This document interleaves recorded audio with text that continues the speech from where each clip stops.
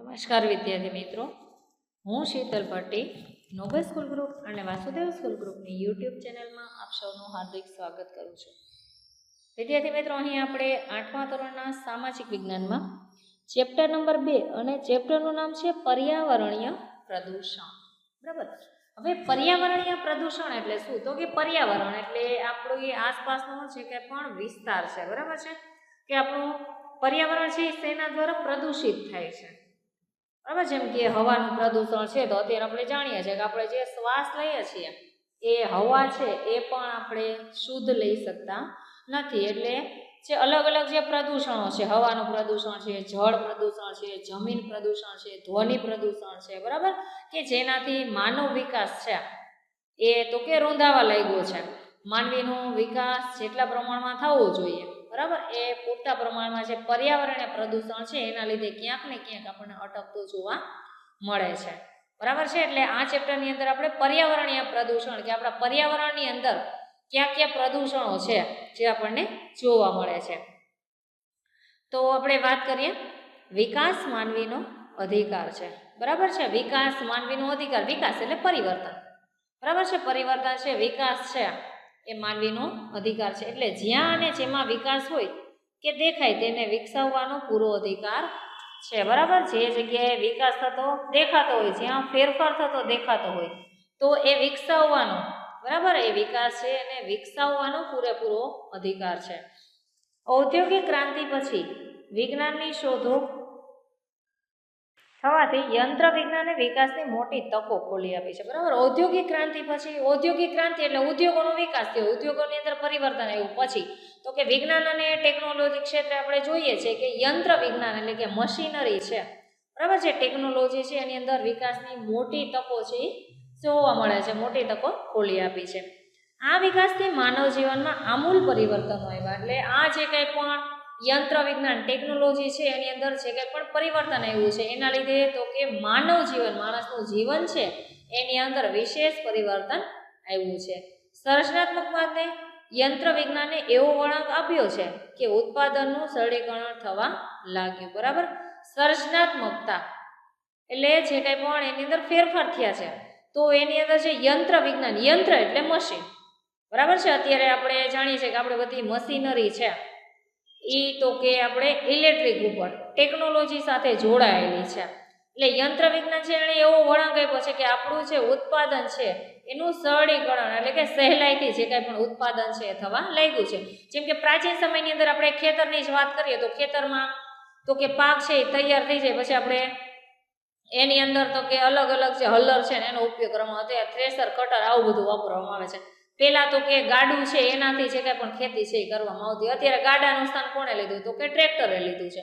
તો એના લીધે ખેતરની અંદર તો કે ટ્રેક્ટર દ્વારા તો કે ઝડપથી અને સરળતાથી કાર્ય કરી શકાય છે. એટલે આ રીતે ઘણા બધા એવા જે કોઈ પણ સાધનો છે જે તો કે આપણે ટેકનોલોજીની અંદર આપણે કહીએ કે વધુ ને વધુ વપરાવા લાગ્યા છે. વીજળી, રેલવે, ટેલિફોન, વાહનો, ઉદ્યોગો, ઇલેક્ટ્રોનિક માધ્યમો વિકાસ કથાના મહત્વના પાત્રો છે. બરાબર. જે વિકાસ થયો છે એની અંદર મહત્વના સાધનો ક્યાં ક્યાં છે? તો કે વીજળી, લાઇટ મળવાથી તો કે વીજળી દ્વારા આપણે જાણીએ છીએ કે ઘણા બધા જે કોઈ પણ યંત્રો સાધનો છે. ત્યાર પછી રેલવે, રેલવે એટલે તો કે આપણે ટ્રેન છે, પહેલાં કોલસા એનાથી ચાલતી હતી, અત્યારે રેલવે દ્વારા પણ આપણે જે કોઈ પણ માલ સામાન છે એક જગ્યાએથી બીજી જગ્યાએ પહોંચાડવું હોય, આ સિવાય તો કે મુસાફરો છે એને પણ સરળતાથી એક જગ્યાએથી બીજી જગ્યાએ, બરાબર. ત્યાર પછી ટેલિફોન છે, તો ટેલિફોન દ્વારા પણ અત્યારે આપણે જોઈએ છીએ કે ટેકનોલોજીના માધ્યમથી કોઈ પણ ઉદ્યોગ ધંધા, કારખાના, ફેક્ટરી હોય તો એની અંદર માલ સામાનની લેવડ દેવડ છે તો એના માટે પણ જે ટેલિફોન છે એ ઉપયોગી છે કે માલ તમારે કેટલા સમયમાં જોઈએ છે.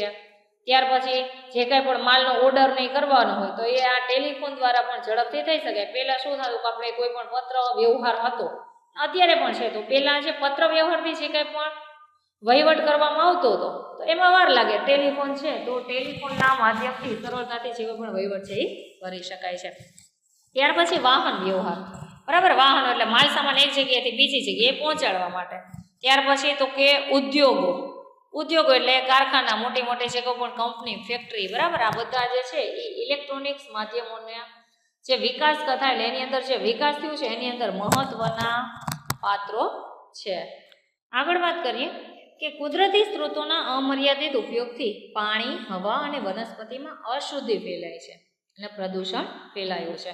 બરાબર. કુદરતી સ્ત્રોત એટલે કુદરત દ્વારા જે કંઈ પણ આપણને મળેલું છે, જેમ કે હવા છે તો એ આપણે કોઈ એને ઉત્પન્ન કરતા નથી, પણ આપણને કુદરત દ્વારા મળેલું છે. વનસ્પતિ છે એ પણ કુદરતી વનસ્પતિ, બરાબર. અને પાણી છે આપણને પીવા માટે મળે છે, તો એ બધું કુદરતી છે. આપણે પાણીનો બોર જમીનમાં કરીએ તો એમાંથી પાણી આવે છે, તો એ કુદરતી ઘટના છે. વરસાદ આવે છે તો એ વરસાદ આપણે લઈ આવતા નથી, બરાબર, એ પણ કુદરતી પ્રક્રિયા છે.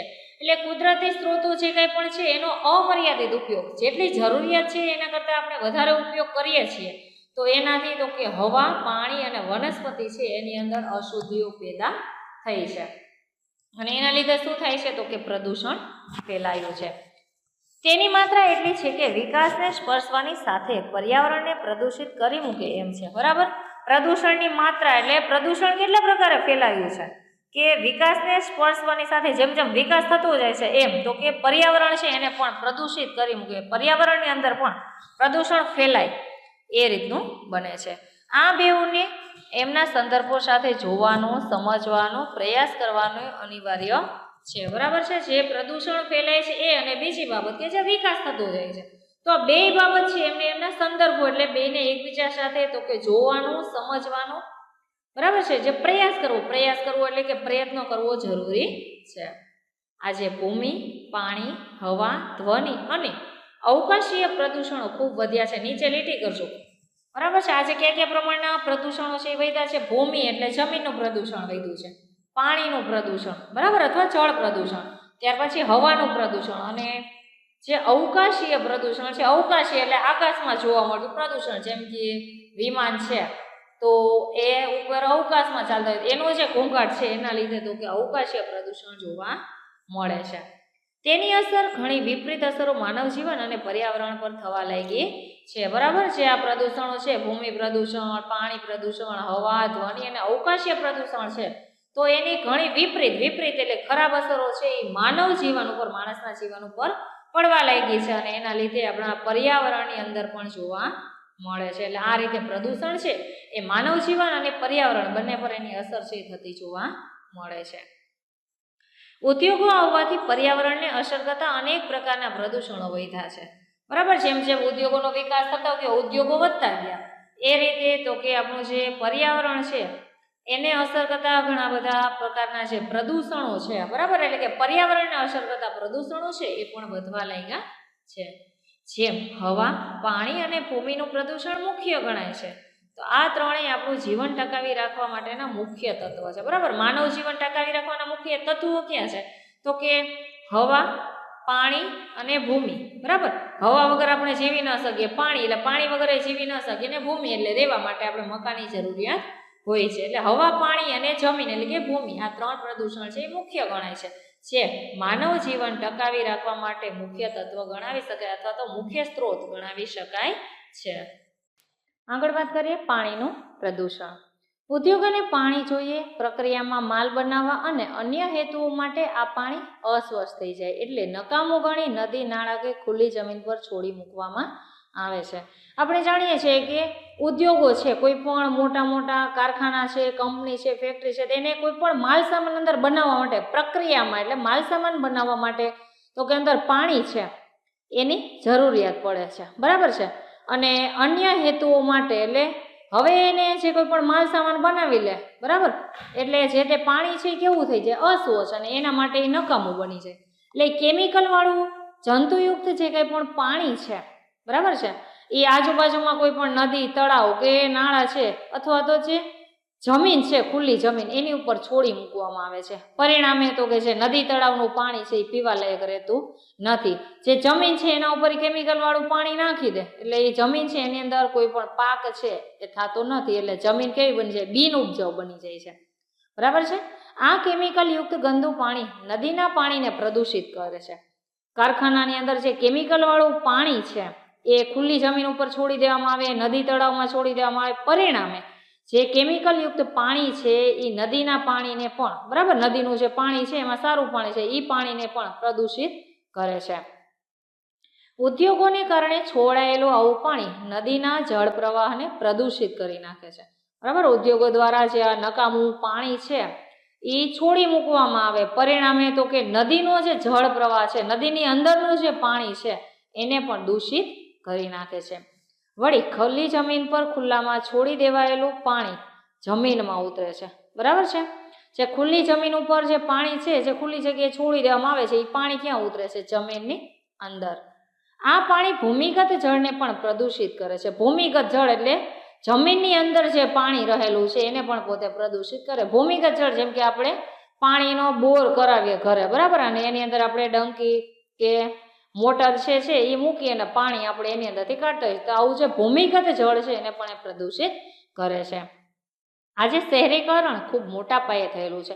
શહેરીકરણ એટલે શું? તો કે ગામડાના લોકો છે એ શહેરમાં આવી વસવાટ કરવા લાગે, બરાબર. કોઈ શિક્ષણ માટે આવતા હોય, રોજગારી મેળવવા માટે આવતા હોય, એટલે આ રીતે શહેરીકરણ છે એ આપણે દિવસે ને દિવસે વધતું જતું જોવા મળે છે. શહેરની ગટરના પાણી પણ નદીઓ અને તળાવોમાં છોડી દેવામાં આવે છે.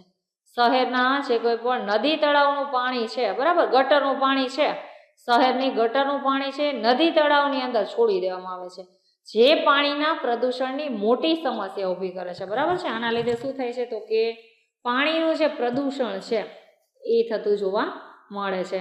આજે ઔદ્યોગિકરણથી વરસાદના પાણી પણ પ્રદૂષિત બને છે, બરાબર. ઔદ્યોગિકરણ એટલે ઉદ્યોગો છે એ વધવાથી તો કે એનો જે ધુવાળો છે એ આકાશમાં પડે અને એના લીધે આકાશમાંથી જે વરસતું પાણી છે એ પણ પ્રદૂષિત બને છે. એટલે ઔદ્યોગિકરણના લીધે વરસાદનું પાણી છે એ પણ તો કે પ્રદૂષિત થતું જોવા મળે છે. ઉદ્યોગોનો ધુમાડો, ગંધ વરસતા પાણી સાથે ભળે છે અને પાણીને પ્રદૂષિત કરે છે, બરાબર. ઉદ્યોગોનો જે ધુવાળો છે, ગંધ એટલે જે વાસ છે, એ વરસતા વરસાદ સાથે, વરસાદ જે વરસે છે એની સાથે ધુવાળો અને ગંધ જે છે એ ભળે છે અને પરિણામે તો કે વરસાદનું પાણી છે એ કેવું બને છે? તો કે પ્રદૂષિત બને છે. આગળ વાત કરીએ. ઉદ્યોગો અને કારખાનામાં વપરાયેલું ગંદુ પાણી નદી, નાળા અને જમીન પર છોડી મૂકવામાં આવે છે, બરાબર છે. ઉદ્યોગો અને કારખાનાની અંદર જે ગંદુ પાણી છે જે એની અંદર વપરાયેલું છે એ પાણી તો કે નદી, નાળા અને જમીન ઉપર છોડી મૂકવામાં આવે છે, ત્યારે જળચર પ્રાણીઓ નાશ પામે છે, બરાબર. નદી, નાળા, તળાવ જે છે એની અંદર જે જળચર જીવો છે, માછલા છે, ત્યાર પછી તો કે કાચબા છે, બરાબર, આવા જે પાણીમાં રહેતા જે જળચર જીવો છે એ મરી જાય છે. માછલીઓ મરી જવાના કિસ્સા આપણે ઘણા જોયા છે, બરાબર. ઘણા બધા જે માછલીઓ મરી ગયેલા હોય એવા, તો કે પાણીની અંદર માછલી મરી ગઈ હોય એવા કિસ્સા આપણે ઘણા બધા જોયા છે. તેલ કાઢવાથી સમુદ્રનું પાણી પ્રદૂષિત થાય છે, બરાબર. જમીનમાંથી જે આપણને તેલ મળે છે તો એ તેલ મેળવવાની પ્રક્રિયાથી જે સમુદ્રનું, દરિયાનું પાણી છે એ પ્રદૂષિત થાય છે. જળ પ્રદૂષણથી કોલેરો, કમળા અને ઝાડા ઉલટી જેવા રોગો ફેલાય છે. જો તમને પ્રશ્ન પૂછાય છે જળ પ્રદૂષણથી કયા કયા રોગો થાય છે, તો નીચે અંડરલાઈન કરજો. જળ પ્રદૂષણથી કોલેરા, કમળો અને ઝાડા ઉલટી જેવા રોગો થાય છે.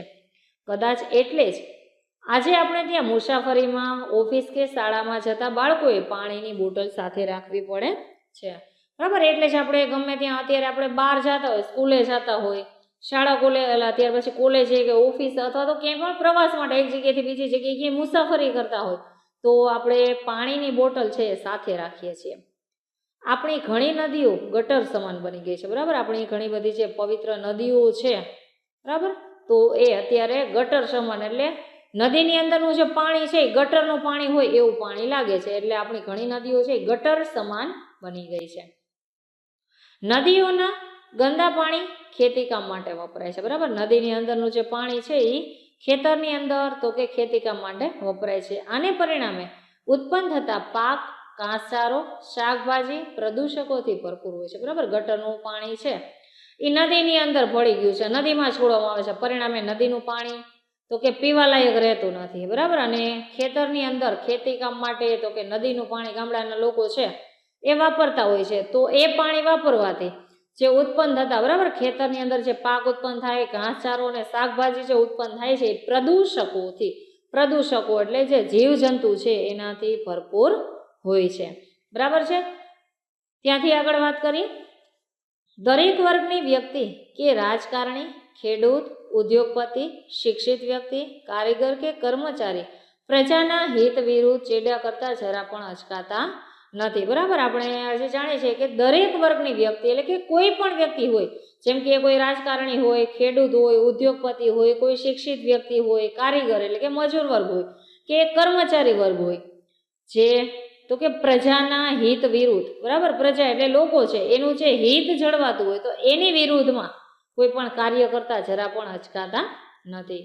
ઉદ્યોગોના પાણીને શુદ્ધ કરી નદી તળાવમાં છોડવા જોઈએ. બરાબર, પ્રદૂષણ અટકાવવા માટેના ઉપાય એટલે કે પાણીનું પ્રદૂષણ કઈ રીતે અટકાવી શકાય, તો કે ઉદ્યોગોનું પાણી છે ને શુદ્ધ કરી નદી નાળામાં એટલે કે નદી તળાવમાં છોડવા જોઈએ. સરકારે ઉદ્યોગો ઉપર કડક નિયંત્રણ રાખવું જોઈએ. બરાબર, જે કોઈ પણ ઉદ્યોગો છે એની ઉપર સરકારે કડકમાં કડક નિયંત્રણ રાખવું જોઈએ, જેથી કરીને કેમિકલ વાળું પાણી છે, બરાબર, બિનજરૂરી પાણી છે એ જે તે જગ્યાએ પોતે છોડી આપે નહીં. આપણે પાણીનો વિવેકપૂર્વક ઉપયોગ કરવો જોઈએ, એટલે જેટલા પ્રમાણમાં જ પાણીની જરૂરિયાત હોય એટલા પ્રમાણમાં જ પાણી છે એનો ઉપયોગ કરવો જોઈએ. એટલે આ જે કાર્ય છે, બરાબર, જે અહીંયા આપ્યા છે કે પાણીનું પ્રદૂષણ અટકાવવા માટેના ઉપાયો, આવો પ્રશ્ન પૂછાય ત્યારે આ ત્રણેય ઉપાય છે એ તમારે લખવાના છે. બરાબર છે, આજે આપણે અહીંયા સુધી રાખીએ. હવે તમને હોમવર્ક આપું છું, એ તમારે હોમવર્ક છે એ લખવાનું રહેશે. બરાબર છે, પ્રદૂષણ એટલે શું, બરાબર, પહેલો પ્રશ્ન. એના પછીનો પ્રશ્ન, પ્રદૂષણના પ્રકારો કેટલા છે અને કયા કયા, બરાબર છે. ત્યાર પછીનો પ્રશ્ન છે પાણીનું પ્રદૂષણ, ટૂંક નોંધ લખો, એટલે પાણીના પ્રદૂષણ વિશે તમારે 7-8 વાક્ય લખવાના છે. ત્યાર પછી પાણીના પ્રદૂષણથી ફેલાતા રોગોના નામ જણાવો, અથવા તો જળ પ્રદૂષણથી ફેલાતા રોગોના નામ જણાવો. બરાબર, એના પછી જળ પ્રદૂષણ અટકાવવાના ઉપાયો જણાવો. બરાબર છે. તો આ સાથે આજે આપણો ઓડિયો છે અહીંયા પૂરો કરીએ છીએ. આવતા ઓડિયો સાથે ફરી મળીશું. અસ્તુ, જય હિન્દ.